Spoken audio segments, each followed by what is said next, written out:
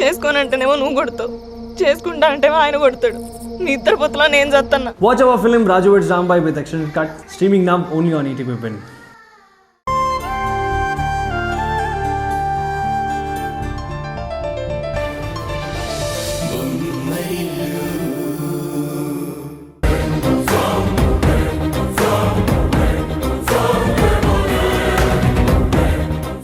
అక్క అక్క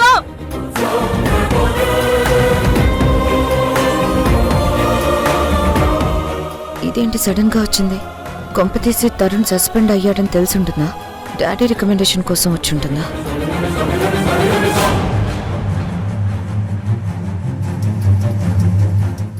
అక్క అది అది ఏంటి హారిక సడన్ గా వచ్చావు? అక్క నేను తప్పు చేశానో ఒప్పు చేశానో నాకు తెలీదు. ఆ ఇంటి కోడళ్ళైన నేను ఇంట్లో ఒక పని మనిషిలా చూస్తున్నారన్న ఉక్రోషంతో ఇన్నాళ్ళు ఏదేదో చేశాను.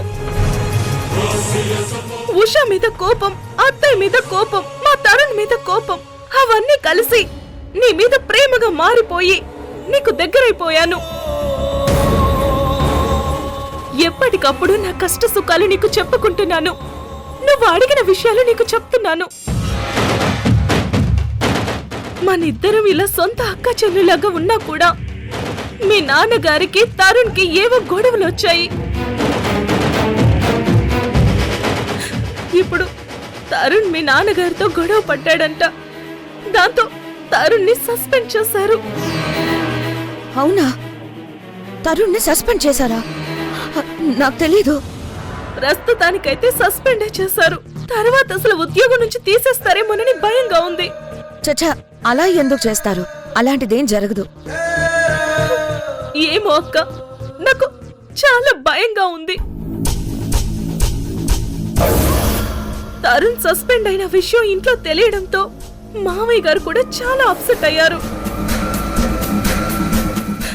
నీకు తెలుసు కదక్క, అసలే అత్తయ్య మామయ్యల మధ్య దూరం పెరిగిపోయింది. ఇప్పుడు విషయం తెలియడంతో మామయ్య గారికి తరుణ్కి మధ్య కూడా దూరం పెరిగిపోయింది. అలా దూరం పెరిగినందుకు తరుణ్ చాలా బాధపడుతున్నారు. ఆయన బాధపడుతుంటే నేను చూడలేకపోతున్నాను. తిరిగి ఆయన ఉద్యోగంలో చేరితే గాని మామయ్య గారి బాధ, తరుణ్ బాధ తగ్గదు. నువ్వు ఎలాగోలా మీ నాన్నగారితో మాట్లాడి ఆయన సస్పెన్షన్ క్యాన్సిల్ చేయించి మళ్ళీ ఆయన ఉద్యోగంలో చేరేలా చెయ్యక్క, నీకు పుణ్యం ఉంటుంది. అయ్యో, ఏంటి హారిక నువ్వు? ఎవరో పరాయి వాళ్ళు అడిగినట్టు అడుగుతావేంటి? నా చెల్లెలకి కష్టం వస్తే నేను చూస్తూ ఊరుకుంటానా? నాన్నగారు పార్టీ గొడవల్లో బిజీగా ఉన్నారు. ఆయన ఫ్రీగా ఉన్నప్పుడు ఒకసారి విషయం నేను మాట్లాడతాను. నువ్వు ధైర్యంగా ఉండు. నాకున్న ధైర్యమే నువ్వక్క, అందుకే నీ దగ్గరకు వచ్చాను. నాకు ఏం జరిగినా తట్టుకుంటాను, భరిస్తాను. కానీ తరుణ్కి ఏదైనా జరిగితే మాత్రం నేను తట్టుకోలేనక్క. నువ్వే ఏదో ఒకటి చెయ్యాలి ప్లీజ్. వస్తాను.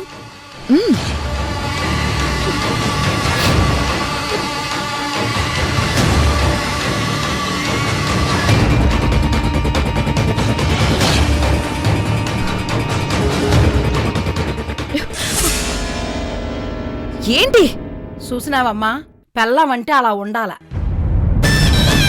మొగుడు కట్టం వచ్చేసరికి ఆ ఇల్లాలు ఎలా కన్నీరు పెట్టుకుంటుందో చూడు. మొగుడు ఏమైపోతాడో అని భయంతో ఎలా అల్లాడిపోతుందో చూడు. నువ్వు ఎప్పుడైనా అబ్బాయి గురించి ఇలా బాధపడ్డావా? ఒక్కసారైనా అబ్బాయి గురించి ఒక కన్నీటి బొట్టేనే కాల్సినావా? నా కళ్ళ ముందు సంజయ్, నా మోహన్ బొట్టు ఉండగా ఇంకా నేను కన్నీటి బొట్టు రాల్చాల్సిన అవసరం ఏముంది? అవసరం అయినప్పుడు రాల్స్తానులే. శివశివ, ఏటి మాట్లాడుతున్నావమ్మా నువ్వు? బుద్ధుండి మాట్లాడుతున్నావా? తప్పమ్మా. మొగుడు గురించి ఏ పెళ్ళం ఇలా అశుభాలు మాట్లాడకూడదు. ఆడది కోరుకునేది రెండమ్మా, ఐదోతనము, అమ్మతనం. దురదృష్టం కొద్దీ అమ్మతనం దొరకకపోయినా నిండు నూరేళ్లు ఐదోతనం ఉండాలని కోరుకుంటారు. ముత్తైదుగానే పోవాలని కోరుకుంటారు. హలో అత్త, ఆ రోజులు పోయాయి. అమ్మతనాలు, ఐదోతనాలు, ముత్తైదుగా పోవడాలు ఇవన్నీ ఎప్పుడో పోయాయి. మొహాన బొట్టు, మెడలో మంగళసూత్రాలు, కాళ్ళకి మెట్టెలు అవుట్డేటెడ్ అయిపోయినట్టుగానే మొగుడు పెళ్ళాల సెంటిమెంట్ కూడా అవుట్డేటెడ్ అయిపోయింది అని మీలాంటి వాళ్ళు అనుకుంటారమ్మా, కానీ అది తప్పు.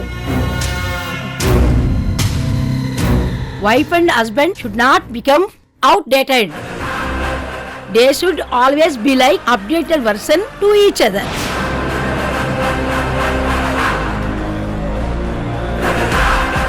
ఏటా అలా చూస్తున్నావు? ఇంగ్లీష్ లో చెప్పినానా? ఎప్పుడో చిన్నప్పుడు చదువుకున్న చదువు ఇంగ్లీష్ లో చెప్తే నీకు అర్థం అవుతుందని చెప్పినాను. అర్థమైతే పాటించు, అర్థం కాకపోతే ఏదో గంగలో దూకు.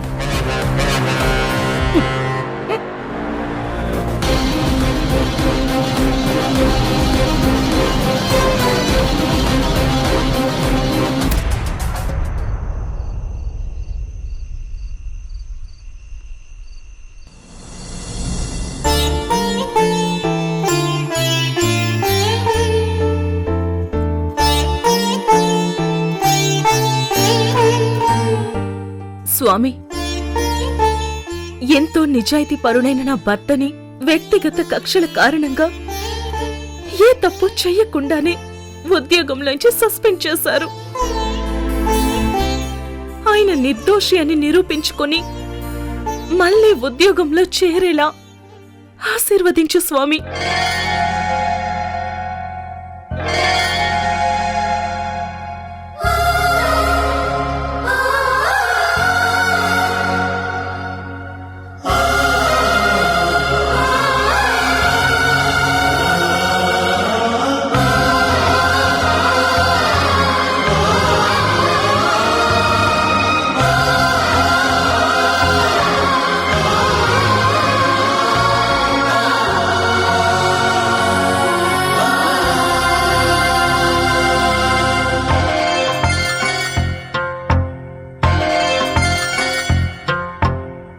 సగటు మనిషి బతుకంత కన్నీటి ఎదురీత,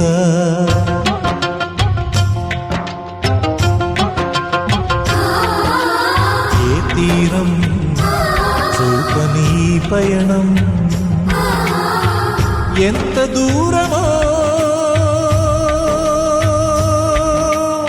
ఎంత కాలమో, ఎలా ఎలా ఆగటం, ఎలా ఎలా సాగటం. సగటు మనిషి బతుకంత కన్నీటి ఎదురీత. మినిస్టర్ గారి మీద ఈ కుట్ర చేసినందుకు గాను నిన్ను స్పాట్ లోనే సస్పెండ్ చేస్తున్నాను. ఇప్పటికైనా అర్థమైందా ఈ మేఘలతో పెట్టుకుంటే ఎలా ఉంటుందో?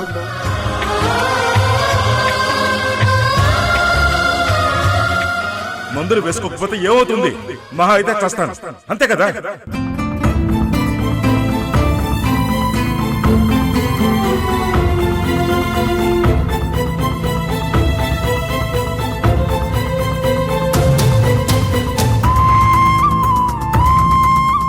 వెనక ముందు ఎవరు లేని ఆ పల్లవిని మా ఇంటికి తీసుకొచ్చి పురుడు పోస్తానని, ఆ బిడ్డకి తల్లిగా నేను మారతానని ఆయనకి మాటిచ్చాను. ఇచ్చిన ఆ మాటని తప్పలేను. మాట తప్పి ఆయన మనసుని బాధ పెట్టలేను.